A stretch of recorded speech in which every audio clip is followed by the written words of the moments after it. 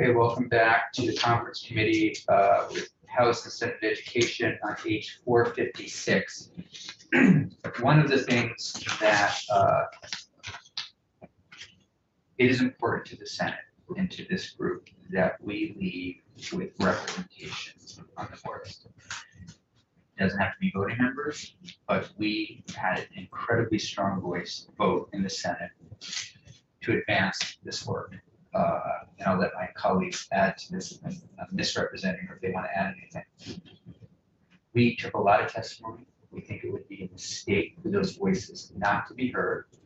We recognize that people might not be there in terms of voting, but having them on that board would allow for their voices to be heard in a way that they're not being heard right now. It would also get rid of some of the concerns, although I don't share these concerns, that there would be conflicts of interest, all that kind of thing. I do believe faculty and staff are deeply interested in the success of these colleges and universities and will bring their best foot forward on these issues, if put in the decision to make certain decisions.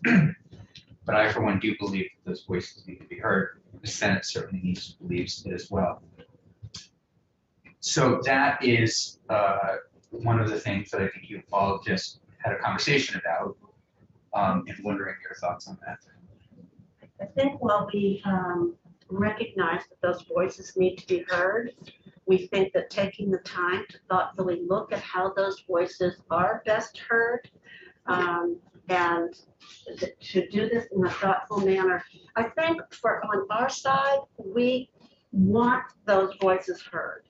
We have had 3 hours of testimony, and we also don't want to do damage. And at the moment, it seems risky to do that right now and could get us into some trouble that we would like to avoid based on what we've heard, based on the expertise that we've heard.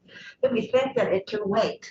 And if we have the expertise to advise us going forward, that waiting another year, I don't see the challenge in that, given that they are represented in certain ways. They're on every committee. You know all of this. You know how they're represented. And we also know that there are some things that have gone on that the faculty have not been happy about. We understand that. Could you give us an example of the possible damage that would be done if a faculty and staff member, as non-voting members on the board, started to, right away, what that potential damage would be? I think when I heard those words come out of my mouth, I wanted to take them back because they weren't. I went, that's not what I mean. Okay. Okay, so thank you for that. It's not what I mean. Okay. That. So you don't think it would be? I'm not seeing it. Excuse me. Sure. I don't see it as damage. Okay. But I'm just not sure that it's getting to. I'm just not sure that it's answering. I'm not sure that it's the best way to answer the concern that you're talking about. And I'm concerned about the labor law issues. I'm concerned about that in terms of ethics. And, can you say something about the labor law issues? Yeah, this is just something that we heard, and I can't speak to it. Again, Sure. We've had listen to me. We've had 3 hours of testimony, and I don't want to make a rash decision based on what I've heard that could be a problem. Senator Hubbard. I would just, with regard to a non-voting member, I see that person as a conduit for the truth of what's going on campuses and to inform the board and to help them to understand the needs of the campus as a whole. I mean, we know that there have been a lot of things that have happened in the past that have led to situations that have caused us to nearly close campuses, that are causing us to merge campuses, that are causing us to restructure the whole system. And we don't want that to happen again. We want people to understand what the reality is on the board. And I have to tell you that with all of the testimony that we took from people who said, these board members And I know, I know Senator White was adamant about taking tours of the campus every time they had a board meeting at the university, which is great, but a tour is not knowing what's going on that campus from day to day. And that, I think I it's- appreciate this. I appreciate what you're saying, and I appreciate that this needs to be addressed. My suggestion is instead of that we answer this in a more rational, slow way and getting the expertise that we need. The 3 hours that we have is not enough for me to feel confident. But if we're asking you to wait for 1 year until we get this report back in I think we can get something back in October and November, or December. I see Captain James is there. That I'm really just saying, I'm not saying not, I'm just saying, let's be thoughtful, methodical, and informed. Senator Person? And Captain James. Just to be clear, we do feel like we've been thoughtful and methodical and spent a lot of time, but I know you only had 3 hours, so I just don't want that comment to feel like when you say we mean everybody, because we do feel like we've done our due diligence on it. So just want to make that clear. But I understand you haven't had a lot of time. Sometimes that happens when one side has had the other time and the other side hasn't, and sometimes that kills it. So that I understand. We've had members out as well. Representative James? Thanks. Yeah, I just wanted to weigh in a little bit and bring us back, I think, to a really strong place of agreement that we all share. And I don't want to speak for my chair, but I think I'm speaking for our committee when I say that we really share your deep commitment to making sure that faculty and staff have a meaningful voice and impact in the way that our public universities are governed and in the decision-making process. So I just want to kind of get on the record saying that we agree with you wholeheartedly that that's very important for the future of our public institutions. I think where we have not had enough time to dive into is best practice governance. And so, you know, we are hearing strong concerns from both UVM and the Vermont State College system that we need to take seriously because we haven't had time to do the work that you have. And when I look at the number of colleges, I think we heard in our testimony that 20% of surveyed universities or whatever was the pool do have a faculty member on the board. I think, okay, so 20% do, that's interesting. That means that 80% still don't. And we haven't had a chance to look into the 80%, like why? Is it because that's not best practice? Is it because there are challenges and hurdles that need to be overcome first? Is it because it needs to be done really thoughtfully? So I'm all about the governance of this. And what I would really like as a member would be time to put together some really thoughtful legislation over the summer and fall that guarantees a really meaningful voice for our faculty members in whatever is the best way to do that. And I am just not there yet with being convinced that putting a member on the board, voting or non-voting, is the best way. I'm about finding the best way.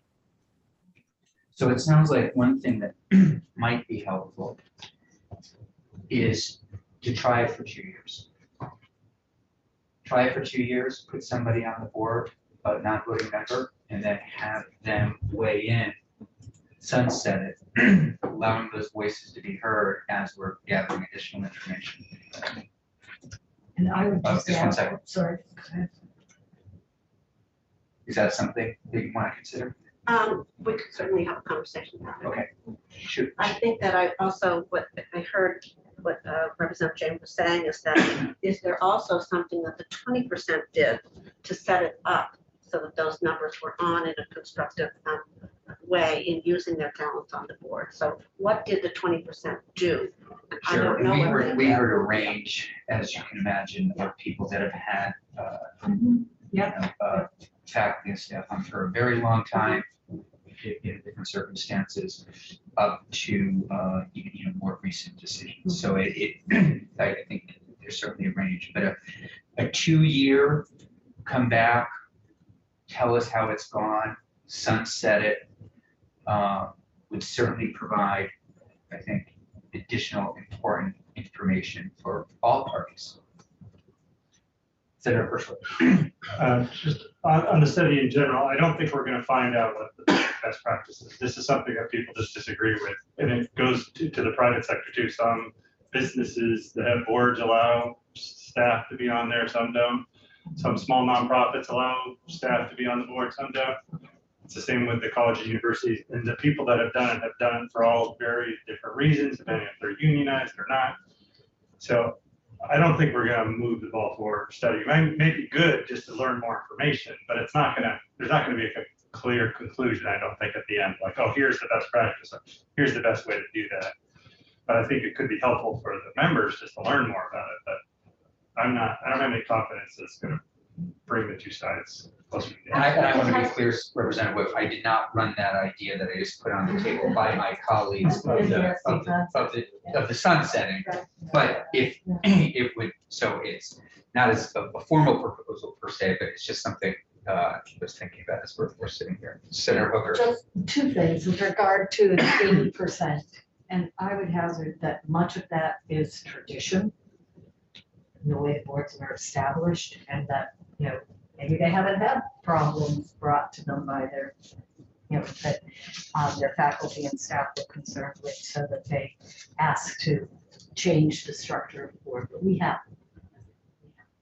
And the timing, I'm fine with, a 2-year pilot program, if you would. But I do think that it's important for it to start now, especially with VSC, especially with Vermont State College students Senator as they Pershing. go through the transition.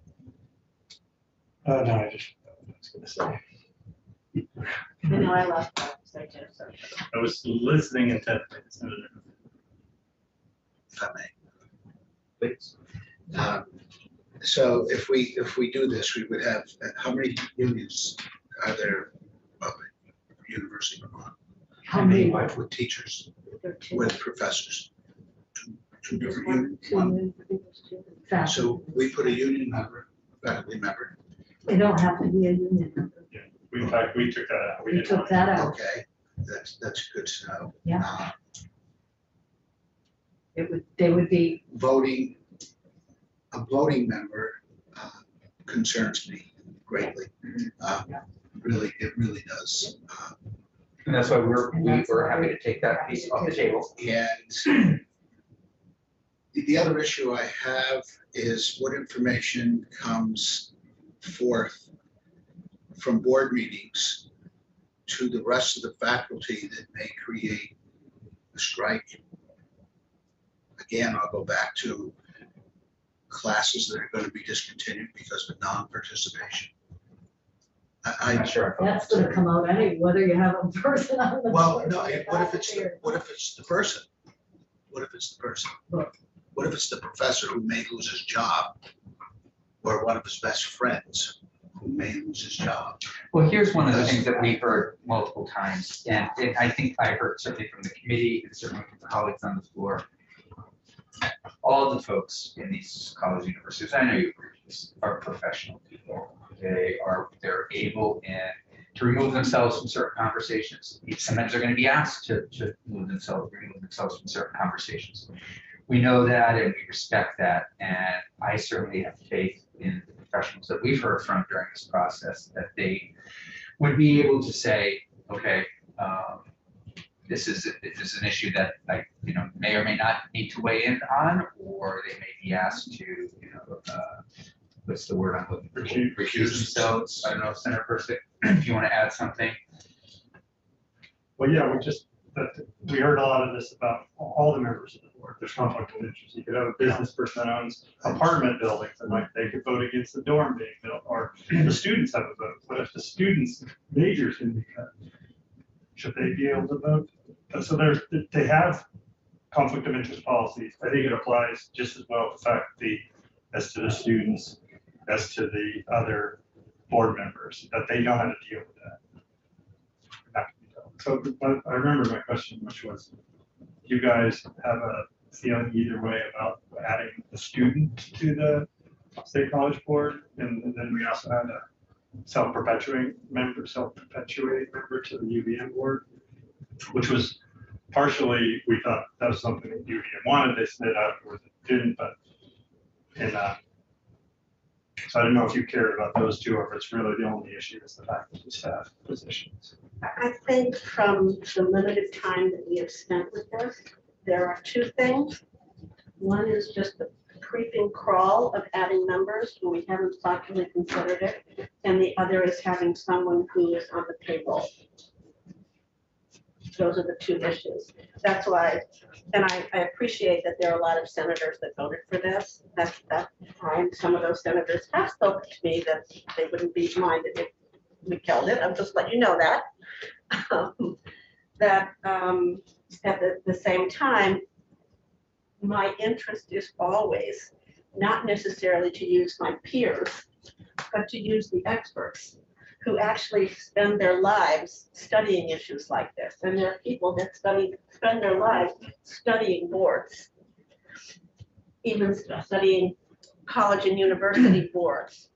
We can sit here, this room of 6, given what we've taken for testimony, or we can use the time and go, let's find out if there's a way that we can do this, and we can structure it in a way that those faculty members might be welcomed in a really different way. To make this so that I would assume that what we would do would involve stakeholders. It would involve hearing from stakeholders. So remember that I came in here with, let's just put it off and deal with it next year when we all have more time. What I'm now trying to say is, let's take this situation and do this really thoughtfully and get the expertise and let folks have that expertise. And yeah, maybe the faculty has to wait another year. We certainly know that the Vermont State Colleges, they have to form the faculty senate from all of those. They have some other forming that they need to do, because they have to understand that. From what I remember, they have 3 different senates, I think. I'm sorry, I'm not, but I do know that they have some work to do. I also see that my colleague is patiently. I would just add before, if I may, I appreciate studies generally, and I really do, but the state, Vermont is so unique, and state colleges in a particular moment, so is UVM, and that's where I think, and again, this is not a position that we've spoken about, but the idea of putting people on, learning from those experiences, and then sunsetting them in a couple of years could give us information. Representative James? Yeah, just a couple thoughts. One is, I'm not sure that I agree that we couldn't find useful and relevant information about best practices. I think that we could. Second is about, and Chair Webb mentioned this, but about the sort of piecemeal approach. I really do think that there would be a lot to be gained from just stepping back for 6 months, until we start our next legislative session, and really taking a deeper look at how we govern public higher ed here in Vermont. Who is represented on the boards, what kind of expertise we have on our boards, how different voices are funneled to our boards, what opportunities people have for meaningful representation. I think there's truly no harm in taking a few months to get that done. And then about the sunset, I just want to add that that could really wind up being counterproductive, in my opinion. If we place 2 non-voting faculty members on the boards right now, and for some reason it doesn't go well, and it sunsets in 2 years, then that avenue is closed. That's done, and we won't get it back. I'd rather take the time to think about this now and figure out the best way for faculty voices to be heard and student voices to be heard than, jump into a 2-year pilot that may or may not work. And if it doesn't work, well, that's the end of that. So this is the start, as you know, of three big conversations we're having in this, this bill, 727, and what else? 456. Yeah, 456, 27, 27, what else? We're doing 283. 716. That's coming back to you guys. And I know, I'm not talking, all I'm saying is we still have a lot of work to do. I'm hoping that we can continue this conversation. Come back on Monday, sort of all take a breather, and see if we can bring some additional ideas to the table that might get us to more of a halfway point.